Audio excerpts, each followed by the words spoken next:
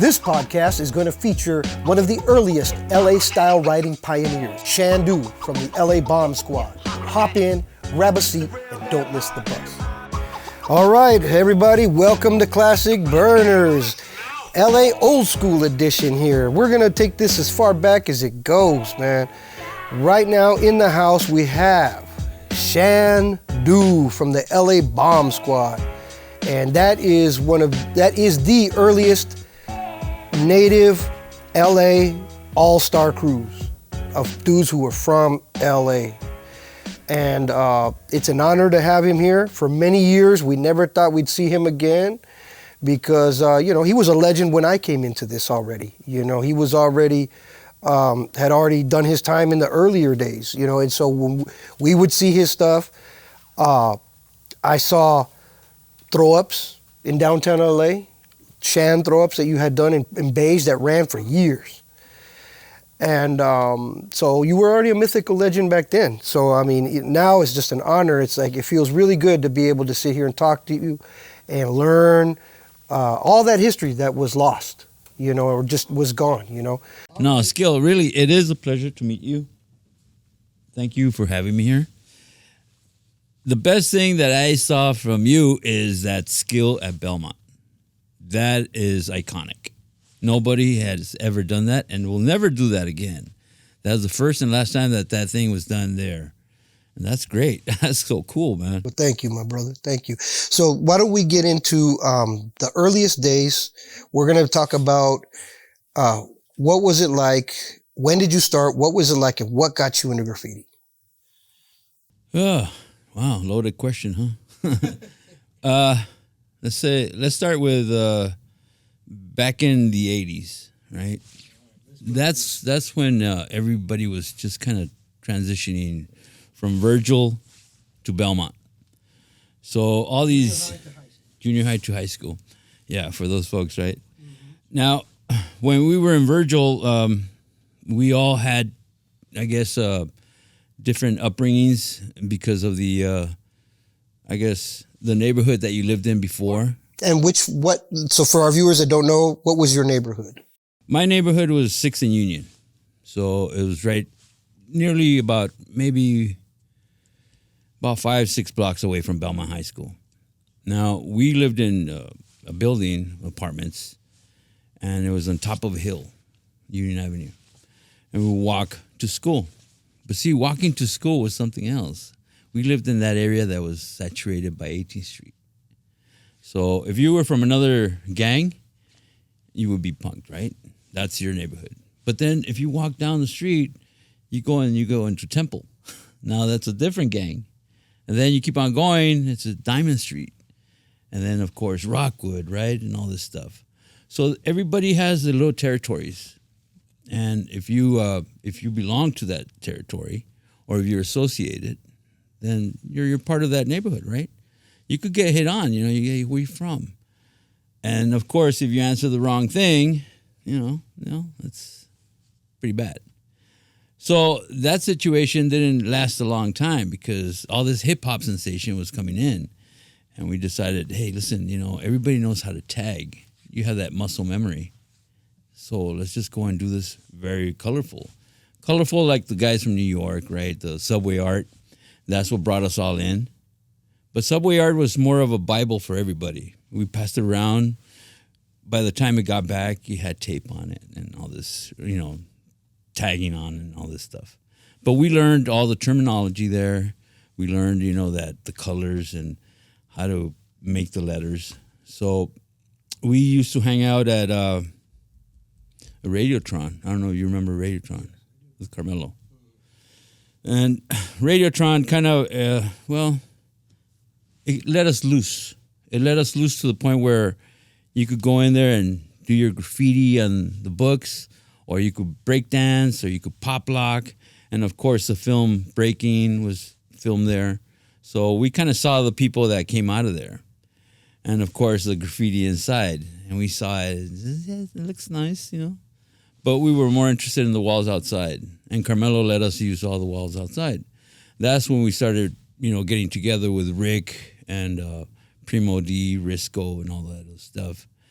where finally we decided, all right, so Rick and Primo D, which is Ruben, they decided, hey, let's make that L.A. Bomb Squad. And it sounded really good, right? So we said, all right, we're L.A. Bomb Squad now. So we had all those guys in there, and, well, of course, where do you go and tag? Everywhere. And that's when Gio was tagging. Everybody was tagging everywhere.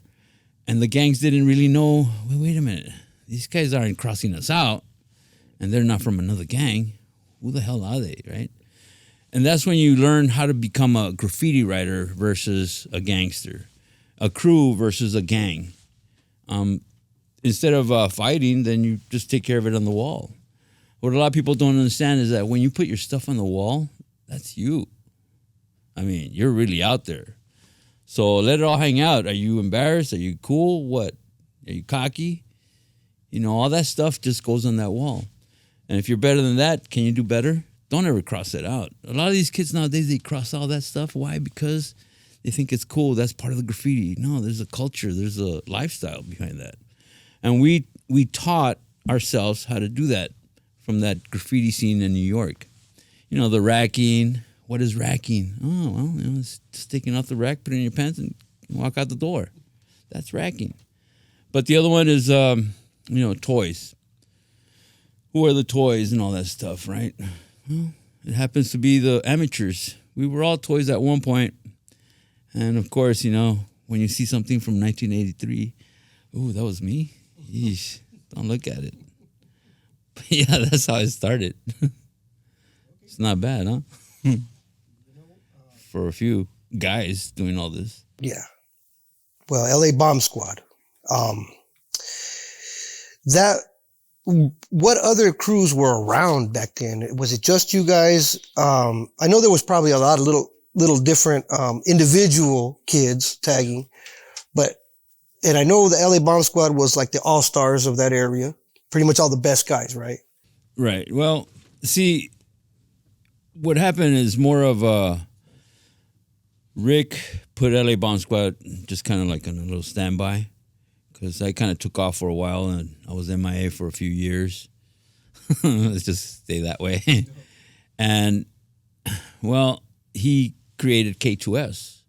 And K2S was more of a, the Deffer and Prime itself, right? These guys are big now.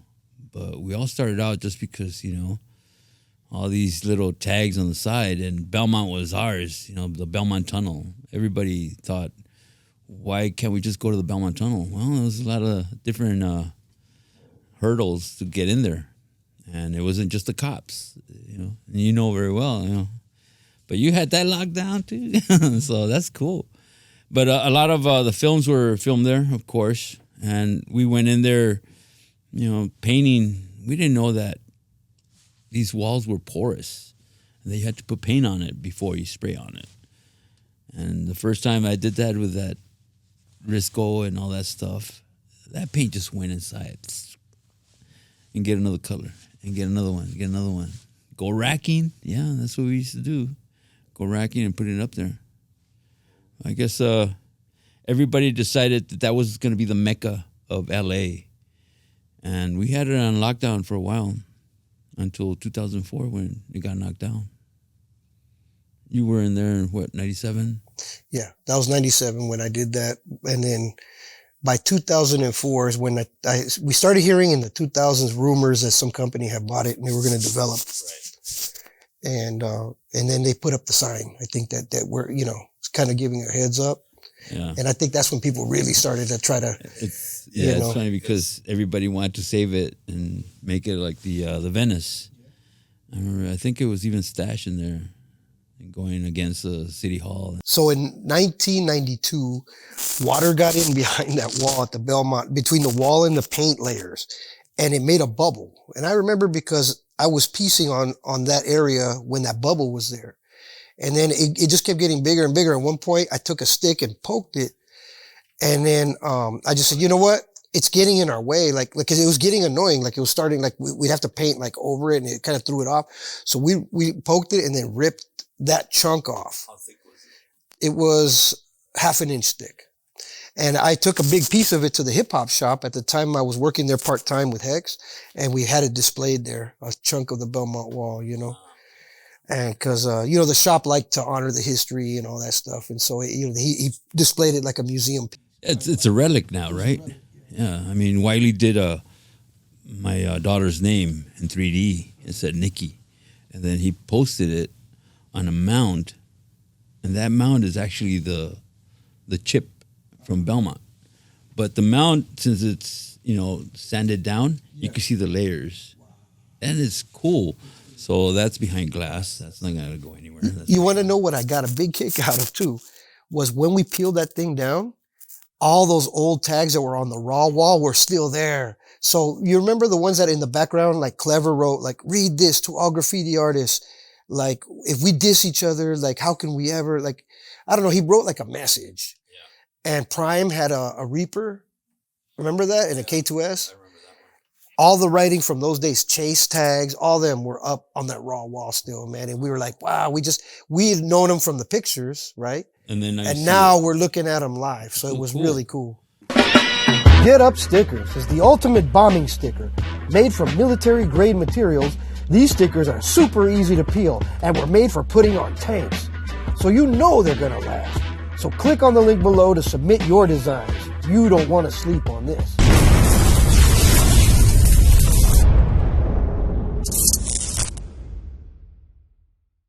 Yeah, that's something else. I mean, you know, to see that that's It was like it felt like archaeology. Yeah, it is. I mean, to keep something like that is just the same as that Berlin Wall. You know, but you couldn't haul it with a Volkswagen. It's about 10 tons. Jeez, it was too much.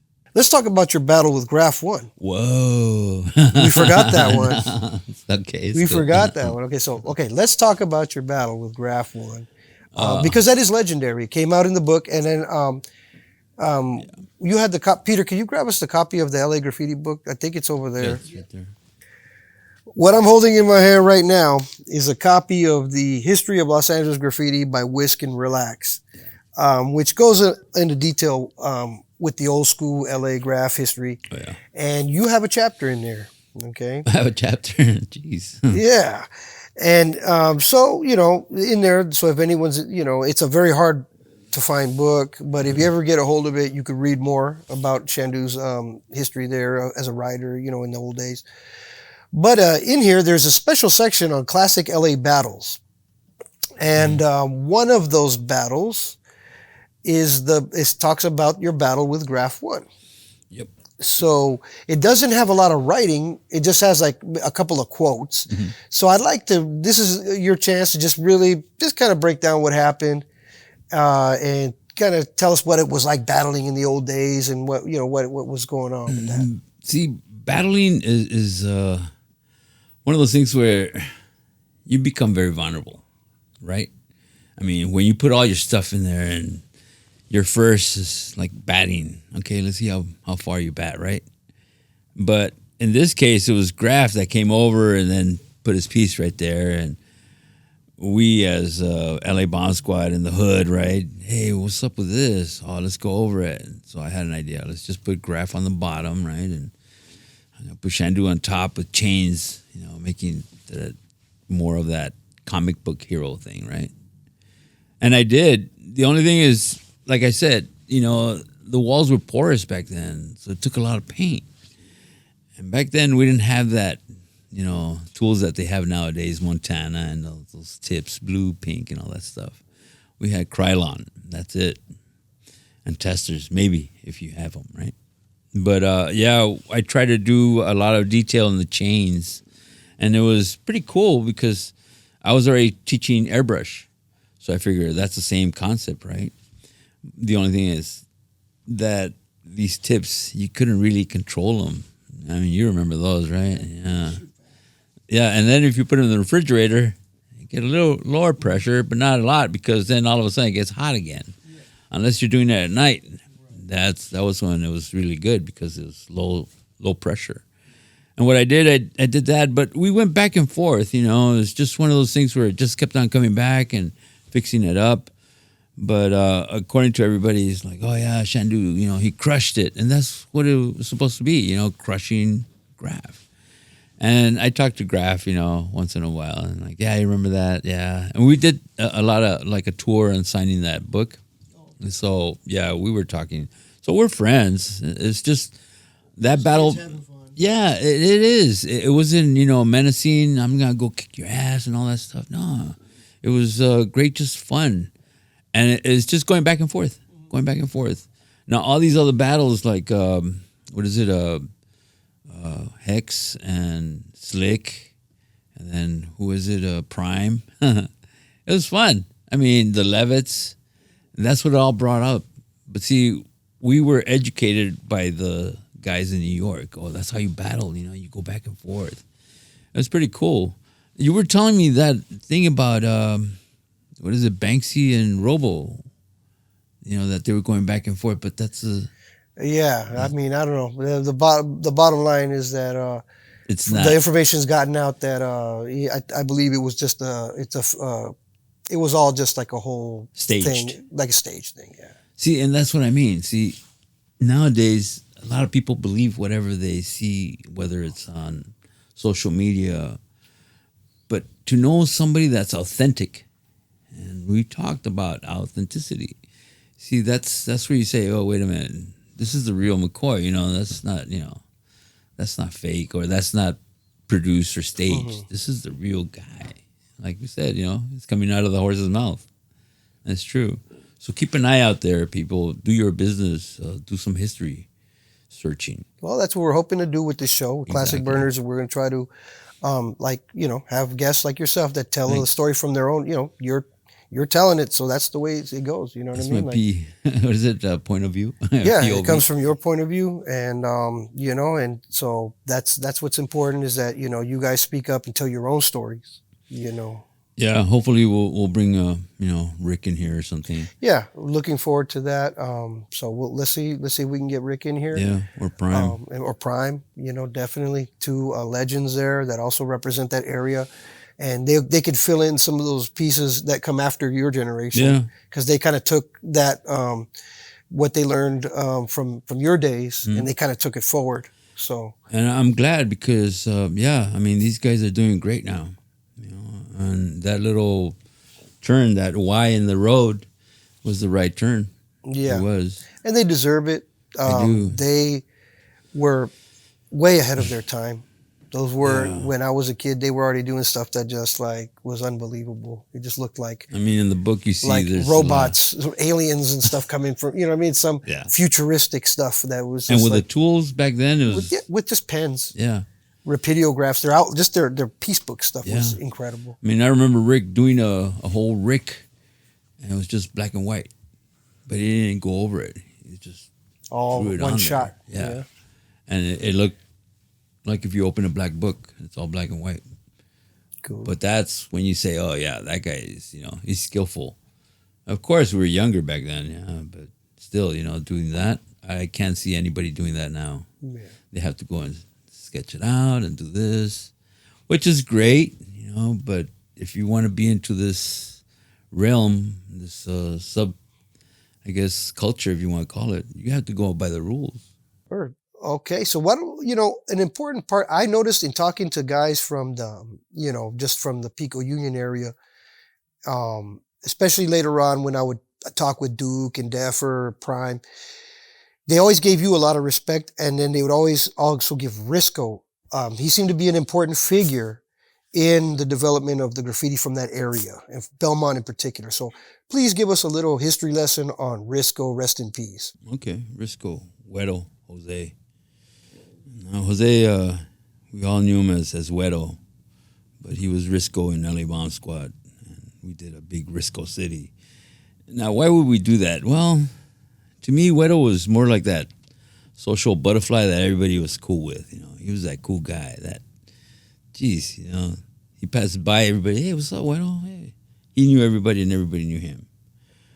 It's unfortunate that, he had an accident and, he passed away. But it was because of him that we all kind of came together. There was one of those 2 degrees around him that we all touched bases.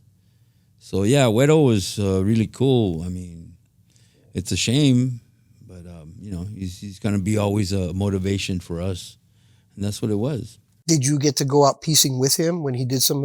One was Yeah, I think it's more at the Belmont Tunnel. You know, it's more of hanging around the guys from Rockwood and all that stuff, because that was the hood right there. well, I noticed that in those old when I went to Belmont for the first time, there was a lot of raw wall still left with the tags, and there was a guy Mr. 151 RSL up and then the street too, all around in the with shoe polish on mailboxes everywhere, bus stops. Who is that, and what's he all about? 151. You remember Bacardi? Yeah, Back then. yeah. 151, right? Proof. Well, that was him. That's what he drank. That's why he was 151, Mr. 151. But yeah, he would write that everywhere. And it wasn't that fancy. It was just 151. It was so easy, right? But see, that's a graffiti writer, to leave your mark on a surface. Whether it's a tag or whether it's, that double, rainbow, which is McDonald's, right? It's the same. It's a brand. It's something. As soon as you see that, oh, I know who that is. And that's 151. You always see that. If somebody else would write that in a different way, or if he even just changed his style to something else, it wouldn't be the same. We're talking about authenticity, right? Is he still alive? No. Oh, okay. No, he passed away. Okay, rest in peace. Memory of 151. Exactly. Okay. But yeah, he was a big influential. Also, Gio. Gio was around a lot. I mean, everybody says, well, Chaka was around, but before Chaka was Gio. And that guy just, rest in peace, He went all over town, and yeah, it's a shame. But his style was very iconic too. His G and his E and his with the swirl, right? Yeah. A lot of people try to copy that. Can't do it, huh? Yeah, that was the style. That was mold, and it broke. And then he even on his tag he would do that curly Geo, and then do 3Ds like at a perspective on the tags, like it looked like a tiny little piece. So the Geo 1, and then all the way down to. I'll try to find a pic and post it on the screen. Okay, cool. Then we'll get that from you. Okay, cool. So Risco, rest in peace. Much respect, and to all his loved ones and family out there. His memory is not forgotten. No, never forgotten. And I know that the K2S and the Bomb Squad members still put him up and still honor him. That's right. All right, take us into then now K2S days. Little by little, you start becoming a legend and disappearing from the scene. So tell us what more, whatever you want to say about that. I had to disappear because, well, I'm telling you, if I would have kept on going on that road, I don't think I would be here. But yeah, I had a family, and I wanted a family. It wasn't one of those shotgun weddings or anything. It's just, hey, that's what we wanted. Like you really fell in love, old fashioned way style. Yeah. I had 2 daughters, and now they're college graduates. Great, Shout out to Nikki and Jade. So your success story. Thank you. Well, the thing is that you try to do what you want to do and what you love to do. And of course, there's a lot of challenges. But if you have patience and tenacity, you'll get there. It's just a journey. Yeah, but you got to experience something that's beautiful, fulfilling, which was raising a family and being there for them. Oh, yeah. As a matter of fact, my daughters really didn't know about my graffiti life, and at one point, my daughter came in and said, hey, there's some guy says that you're Shandu. What's Shandu? I was, well, it's me. You used to write on walls, Dad? I'm like, yeah. Wow. And, Saber came into my house one time, right? Dropped off a nice vase. And I said, look, this is Saber. And the girls, oh, hi, bye. Something that's just usual, right? A lot of people say, wow, to us, it's just friendship, that we're in the same genre kind of thing, right? So we write, we're all artists. And that just brings me to a point where what's a graffiti writer and what's an artist, right? So I think to me, it's more of once you go out there and stop racking and be responsible and start paying bills, you got to get paid for what you do. And a lot of people say, well, that's a sellout. I have issues with that because, yeah, sellout, a sellout is when you go out there and you really sell yourself and say, hey, I don't care. I'll go over everything. Yeah, you have like no dignity, no boundaries, dignity, nothing. no moralities, right? Yeah. To me, that's a sellout. But you're not a sellout if you're doing your artwork. And my artwork now is paying your bills and different, taking care of your responsibility. If you can pay my bills, I don't mind saying anything. But when that starts, I'm still gonna keep on doing what I do, right? Yeah, but all of my artwork now is based on just those years that I stayed away because I came back and I kept on going with that graffiti style. But what taught me in that graffiti style of that street style is the outlines, the color it in, and strong, bold outlines. Yeah, and that's what I base my art with now. But now I do it with stencils. And why do I do it with stencils? Well, because I like that image so much that I want to reproduce it the same way. The only reason it's a stencil and it's my stencil, now it becomes more of a lithograph. Now it's a mold, and when I finish these stencils and I don't want to do any more of that image, I'll put it behind glass. And then that stays in there. Now, if somebody buys it and starts doing more of images, then that's not authentic. That's somebody else. See, that's not my hands anymore. And of course, like everybody says, you're worth money after you die. Who knows?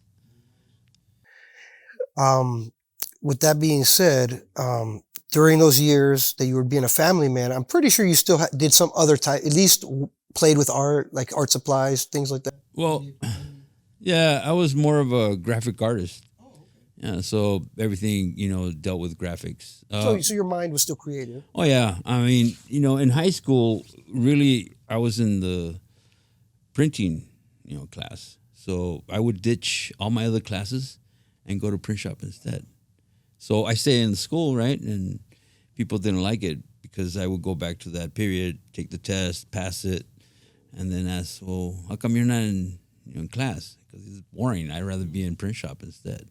Now, when I was in junior high, I took the print shop, and I want, just for our viewers, I think this is the same kind of print shop where you had to take letters with little metal and put them on this thing, and you had to put every single letter on like a block, and then to print it. Is that right? Is that how you guys did it?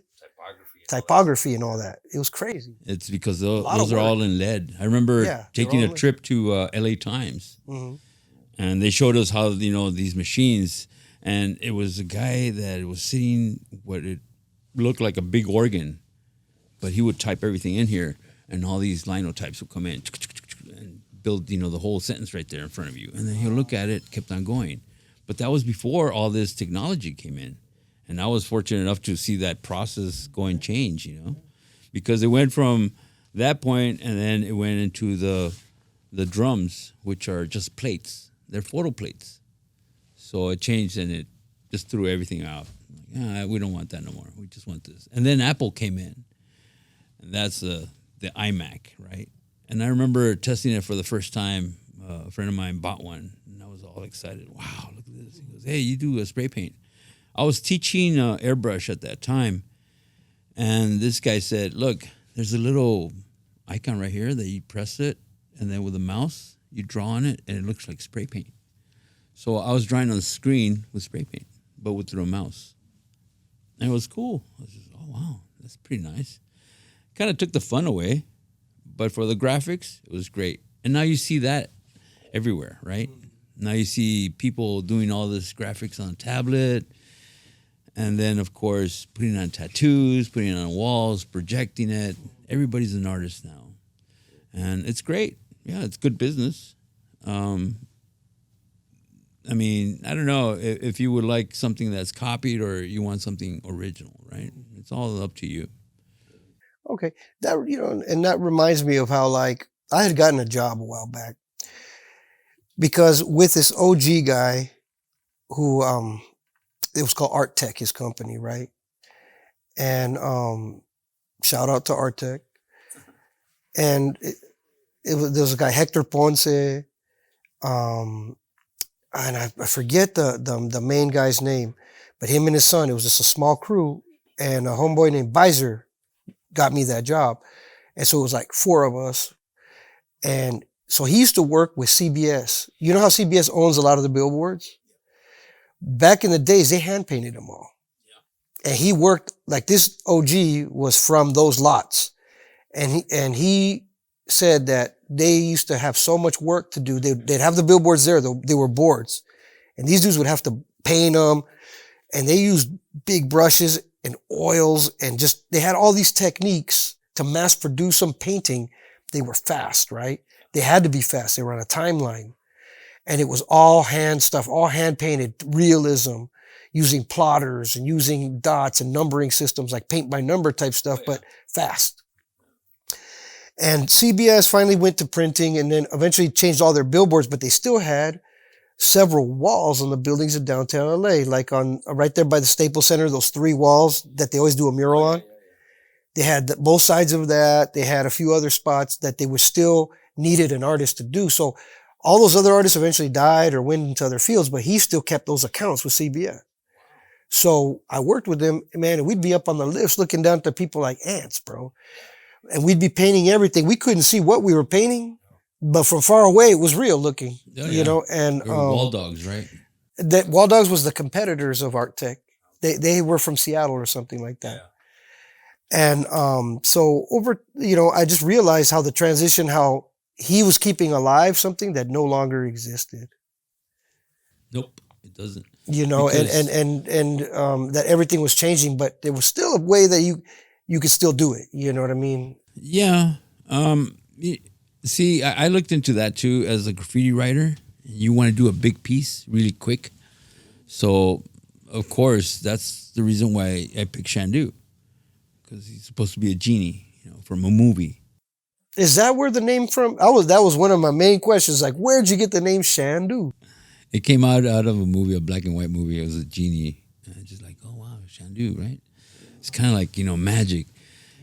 I would go, everybody would go, you know, at Belmont and do something at 4 o'clock in the morning.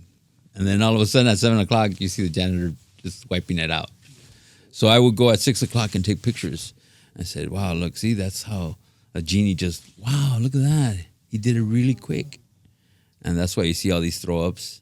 I used to do them on the bottom of Western on the 101 freeway. And every time they buff it out, I'll just keep on doing it again and again. And I was so quick, I just do it in 5 minutes. 2 colors, that's it.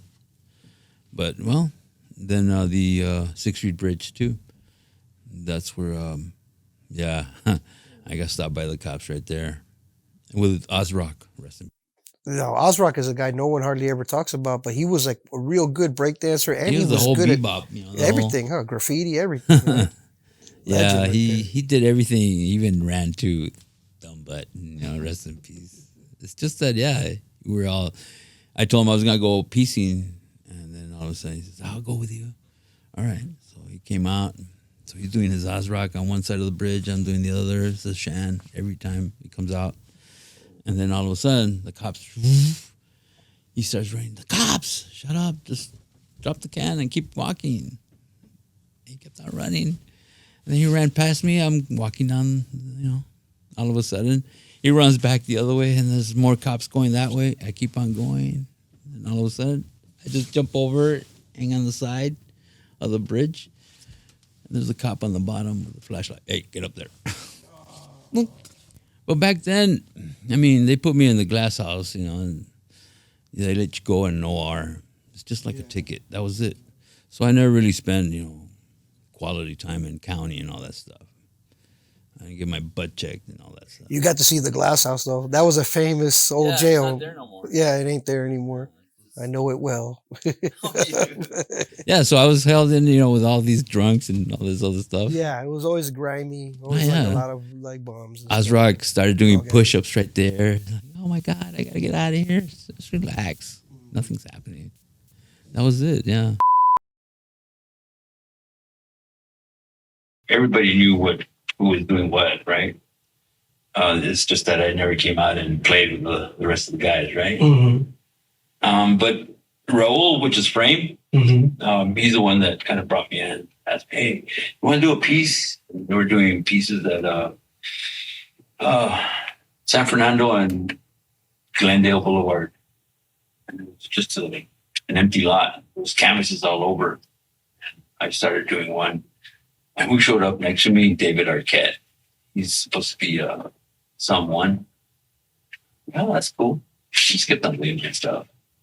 And that's what got me back in. I said, oh, wow, let's just keep on doing it.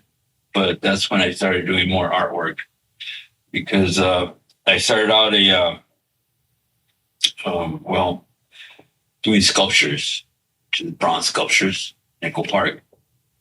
And there was an artist there, which is Chris Ladoff. And he was doing his artwork. But L.A. Times had come in and was doing an article on him.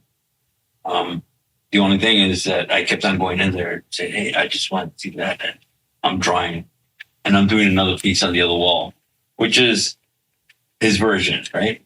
But in my kind of style, or whatever they want to call it.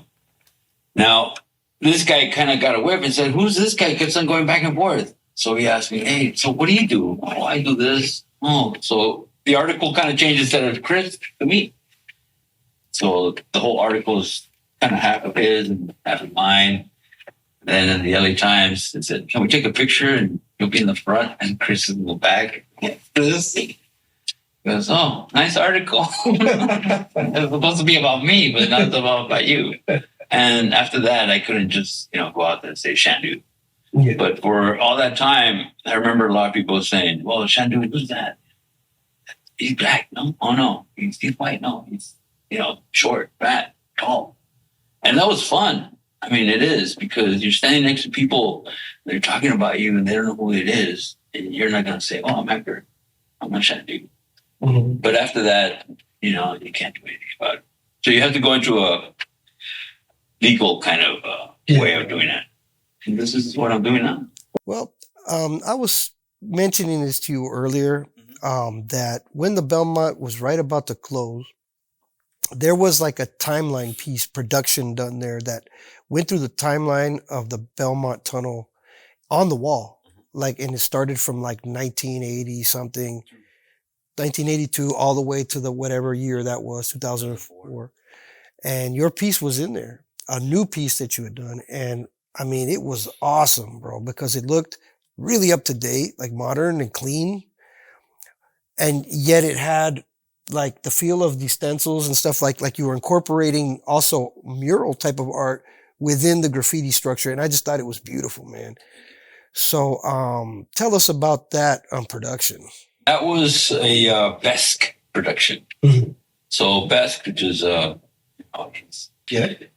from UCA, yeah, STA. UCA. Oscar, yeah. He's the one that... one of Belmont's most prolific guys, always painted at the Belmont. Always, and always big. Mm-hmm. And very colorful, too. Mm-hmm. He has his own style. Yeah. Props. Mm-hmm. Now, the thing is that he wanted to do the whole Belmont Tunnel, so he invited everybody. You're going to be right here. And I said, okay, fine. So I went in a Saturday or something like that, and I started doing this big piece. If you really look at it, it's actually a throw-up. And that throw-up, I just made it more refined. And then I put all these colors in there. And the character that you see right there, I started doing that character, but I had to leave. Now, remember, I'm a family man. I don't know if it's a quinceañera or whatever. But I had to leave, and I told Kale, hey, can you help me out and just finish it? And he did. He did a great job. I mean, that's a character called what is it? A disposable assassin? Something like that. Yeah, I just saw the image. Yeah, it's nice. Let's put it on there. So yeah, he's holding up a gun and all that. Yeah. Right? Which now I kind of I said, well, it's kind of menacing, right, nowadays. But back then, it was just part of life. Just a lot of the characters. Yeah. Because it was I think they were characters depicting the reality of the streets around. Right, yeah. That was a reality. That's when all that, NWA was passing by, and it was kind of a little violent. But we toned it down to this. Yeah. That timeline, as a matter of fact, I was still working at the print shop. And what I did is I actually printed the whole thing. I pasted all on Photoshop, and that came out to 14 feet. Wow. About 4 or 5 inches. Let's talk about the modern day Shandu with this style that you've been bringing out. It's almost like a stained glass, cubism type of thing, mathematics. Let's talk about some of that. Let's talk about your new style, bro. Well, I kind of discovered this back in, I guess, 2009. That's when I stopped drinking, 2008. And of course, you know, your mind goes somewhere else and you try to figure out things. And this is one of those things where I said, let me make something of a stencil that stays together. So I tried paper clips. I tried all this stuff where everything is intact. If you see all the black outlines, it's all intact. The rest are just little windows. So that's what you paint in. So my stencils that I do now are more of positive stencils instead of negative stencils. The other ones are negative, so. I get it. Like that one over there, right? Where it's like the spray paint. Yeah. See, this is just, the background is all black. So when I put my stencil on and spray it, you take the stencil out. You. And the fill-in makes the outline. Yeah. Yeah, that's and cool. that thick This outline. one is different. This one is an outline with fill-in. Yeah, exactly. So you flip it both ways. And once you get that outline, you can make more stencils and cover this up or open this up. This is yellow, this is red. You have your options. And if you do that on the wall, it's even easier to paint and faster. Why? Because it's all really gridded.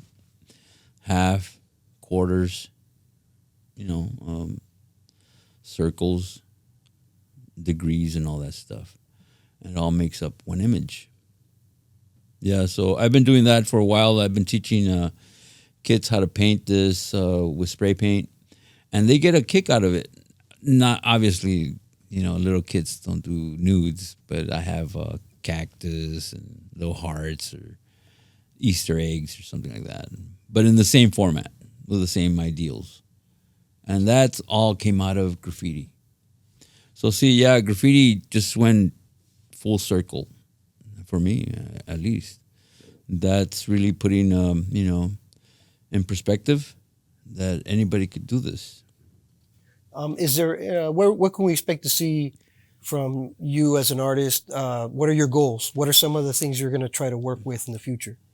Actually, you know, a good question, because I've been wanting to do these kind of like big stencils, but to get that effect of spray paint in a big way, I'll let it out right now and say, hey, look out for, you know, something with a fire extinguisher. That would be cool, you know.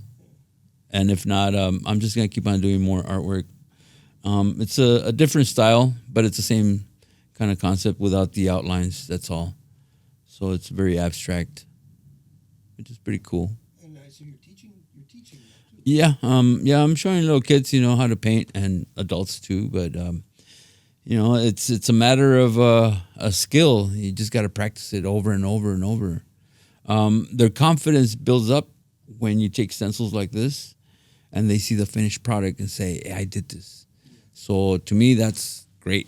So hopefully more kids, a better world, right? Right. If anyone is interested of our viewers, how do people sign up for those classes for the kids? Right now, it's going through the, two different things. One, I do the Sunland Stonehouse Youth Center. It's in Sun Valley. And, of course, that's only seasonal. So the next one, I think, is going to be in February through March. I'll post it up on Instagram, and I'll give all the details. What's your Instagram, Shanduski? Yeah, okay, good question, because Shandu 1 was hacked. So whoever's out there, don't go into Shandu 1. Go into Shanduski, which is SHANDUSKIONE. And that's Shanduski. So that's me. That's the real one. And you'll post the information there for your classes and stuff like that. All the information. Right on, right on. That's the best way to do it. Yeah, cool. Okay, so any words of wisdom for the young writers out there? don't ever give up. All right. Don't ever give up. Just keep on going, but do the right thing. Just don't go over people, especially even if you think you know them or you don't know them. Don't do that. You're leaving your name and number. They're gonna come after you, one way or another. And I don't mean bad. I'm saying it's karma. That's all.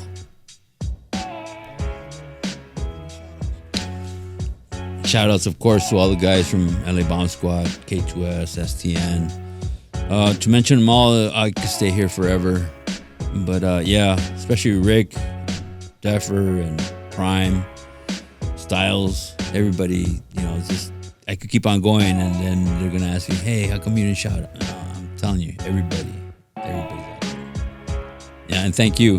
Thank you very much for everything. I mean, hopefully this is going to keep on going more and more and getting stronger. Hopefully kids will know their history. And like I always told you, know your past to know your future.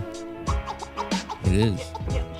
Because time is our most precious resource. Always remember that every minute, every second, and every moment matters.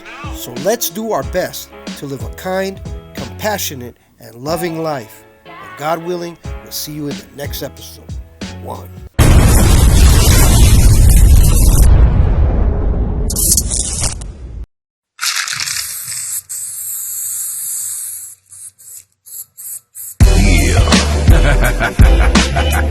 Monstro